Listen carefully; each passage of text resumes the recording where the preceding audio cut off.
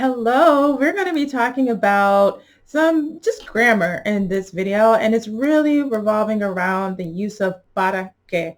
And I saw this because someone had mentioned something about like, oh, well, it's really grammar sometimes that I really have problems with when it comes to Spanish. So I figured, you know what?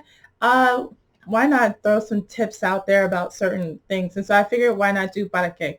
So para qué, so you guys are aware, a lot of times I feel like when I'm using it to say in order to or so that X, Y, and Z could happen. And I'm going to share my screen with you, of course. So let me do that. Give me 1 second as I pull that up. Cool. Here we go. So we're going to look at two, I guess, uses here. The first one, para que más presente de subjuntivo, y también para que más pretérito imperfecto de subjuntivo. So let's look at the first one that's at the top of the screen. So, para que más presente de subjuntivo se usa para expresar algo del momento presente o del futuro. So, aquí yo tengo un ejemplo. Ese ejemplo viene de una canción de Mozart La Para con Shadow Blow. Se llama Pa' que sufran. Y el ejemplo es, abrázame fuerte y bésame pa' que se pongan celosos. So, hug me tight, strong, and kiss me so that they get jealous. You see? So that they get jealous.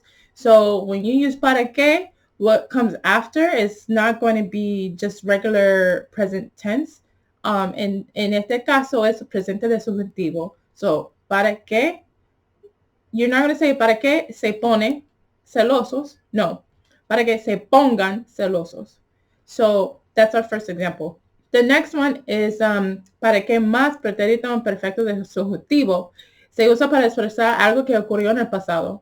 And this one here, I got this example from a website. So I think if you just type this in, you can find it yourself. Pero el ejemplo es, te di el dinero para que compraras frutas y verduras.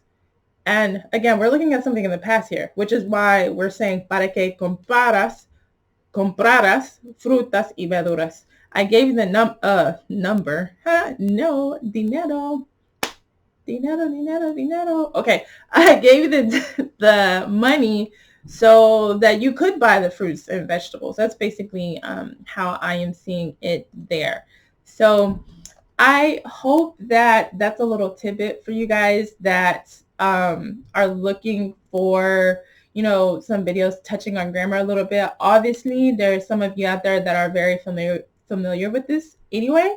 But for those of you that are not, I hope this is helpful for you. And now, of course, como siempre, I'm going to say, if you guys want for me to keep putting out videos, I could really use your support.